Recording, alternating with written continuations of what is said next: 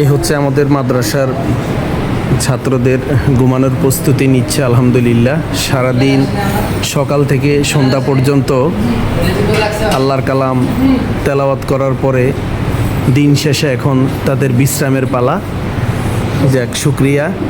এখন এই যে সবাই সবার মতো করে আসলে মশারি টানাচ্ছে, মশারি টানিয়ে সবাই সবার মতো করে এখন ঘুমায়া যাবে। আবার ভোর ঠিক 4টার দিকে উঠে আবার সবাই পড়ার জন্য প্রস্তুত হয়ে যাবে। দিন শেষে আসলে সব সময় যদি বলি যে কোরআন নিয়েই থাকা হয়।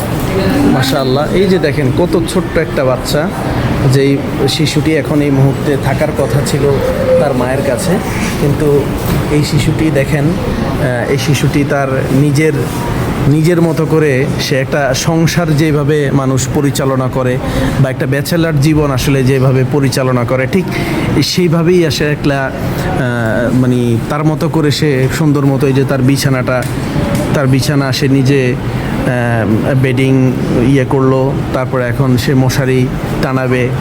ঠিক আছে, সে এখন এই যে রশিটাই খুঁজে পাচ্ছে না যে আসলে সে কীভাবে মশারি টানাবে। আবার হাসছে খুব মুচকি করে। দেখি আমি একটু কাছ থেকে আমি যদি একটু কথা বলার চেষ্টা করি। কি নাম তোমার? হ্যাঁ, মুজাহিদুল ইসলাম শারাফ। মাশাআল্লাহ, খুব সুন্দর নাম তোমার। তুমি কি পড়তেছো? আমপারা পড়তেছো। আমপারা কয়টা সূরা পড়ছে? এই যে আরেকজন সাহায্য করার জন্য চলে আসলো। আসলে এটাই হচ্ছে ইসলামের খুব সুন্দর একটা নীতি, যে মাদ্রাসায় শিশুরা যখন পড়াশোনা করে একজন একজনকে আসলে হেল্প করে। কিন্তু বর্তমান প্রেক্ষাপটটা এমন হয়ে গেছে, আমরা রাস্তায় যদি দেখি যে একটা মানুষ অসহায় অবস্থায় পড়ে আছে, অসহায় অবস্থায় মানে পচে গলে একদম ছাই হয়ে যাচ্ছে, তারপরেও কিন্তু আমরা কেউ ধরছি না। কিন্তু দেখেন এখানে এই যে শিশুগুলা মানে তাদের আপন জায়গা থেকে তারা এত সুন্দর করে তারা একজন একজনকে সাপোর্ট করছে, একজন একজনকে হেল্প করছে। আবার দেখা গেলো যে কিছু ছাত্র আছে এই পাশে হেফজখানার জন্য কিছু ছাত্র আছে। এখানে হচ্ছে হেফজখানার ছাত্রদের, এখানে এই পাশটাতে পুরাটা হেফজখানার ছাত্রদের পড়াশোনা এবং ঘুমানোর জায়গা। আর এই পাশটা হচ্ছে আপনার মক্তবের জন্য।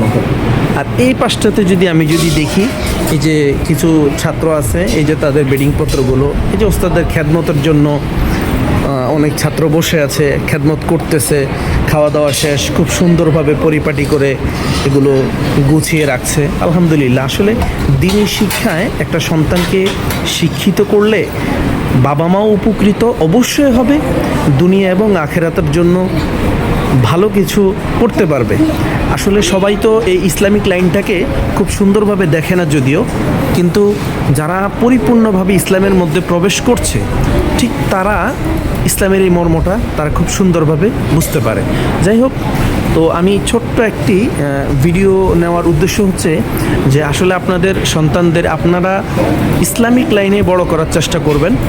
জেনারেল লাইনে যত বড়ই হোক না কেন, জেনারেল লাইনে যতই আপনার পড়াশোনা করেন না কেন, দ্বীনি শিক্ষা লাগবেই। আমি যদি একজনের সাথে একটু বলি যে আসলে ঘুমানোর সময় দেখেন আমরা কিন্তু অনেকেই ঘুমিয়ে পড়ি, তারা কিন্তু তাদের মতো করে তারা যে ঘুমাচ্ছে সুন্দর মতো করে নিজের মশারিটা চতুর্দিকে গোছগাছ করে দেন, শুয়ে পড়বে। আচ্ছা, তুমি যে এখন ঘুমায় যাবা, তুমি উঠবা কয়টার দিকে? 4টা বাজে। ভোর 4টার দিকে আবার উঠে যাবা। তখন উঠে কি এই যে সবক দিবা বা এই টাইপের কিছু না? আচ্ছা। এখন যদি ঘুমিয়ে পড়বা, ঘুমানোর সময় যে দোয়া পড়তে হয় এটা কি জানো? ঘুমের দোয়াটা বলতে পারবা? বলো তো ঘুমের দোয়াটা। আল্লাহুম্মা বিসমিকা আমুতু ওয়া আহইয়া।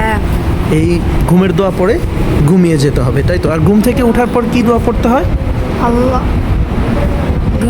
নিদ্রা হইতে উঠিবার সময় দোয়া পড়তে হয়, আলহামদুলিল্লাহ ইল্লাযী আহইয়ানা বাদা মা আমাতানা ওয়া ইলাইহিন নুশুর। মাশাআল্লাহ, খুব সুন্দর লাগলো যে এই যে একজনের সাথে কথা বলছি আর আশপাশ থেকে কয়েকজন এসে ভিড় হয়ে আছে যে মানে কি বলছি, কার সাথে কি কথা বলছি, কাকে কি জিজ্ঞেস করছি। ঠিক আছে, এই যে ছোট্ট পাখিটাকে বারবার আমার দেখতে খুব ভালো লাগছে যে ওর মতো আমি আমার চোখে দেখি নাই যে একটা শিশু আছে এখানের মধ্যে। প্রত্যেকটা শিশুর থেকে এই শিশুটাই হচ্ছে সবচেয়েতে ছোট এবং চেহারাটাও খুব সুন্দর, খুব মায়াবী চেহারা, মাশাআল্লাহ। তো সবাই ভালো থাকো, এই পর্যন্ত ভিডিওটা আর বড় করতে চাচ্ছি না। আসসালামু আলাইকুম।